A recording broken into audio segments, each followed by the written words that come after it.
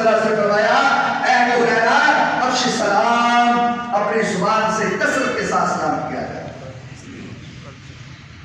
हम कंजूसी करते हैं, हम अप एंड डाउन ग्रेड देखते हैं, ये मेरे देवर का है या नहीं, मैं इसको सलाम क्यों करूं, ये तो छोटा है, मैं बड़ी गाड़ी पे हूं, ये मोटरसाइकिल पे, मैं बाजारों पे हूं और ये ऑटो पे है, मैं सलाम क्यों करूं।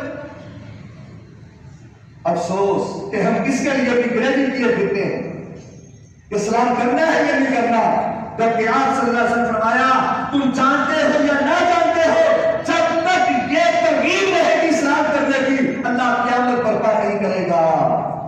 अल्लाह अकबर। जब तक तुम जानू अनजानू को जानते हुए और न जानते हुए लोगों को सलाम करोगे, अल्लाह क़यामत बर्पा नहीं करेगा।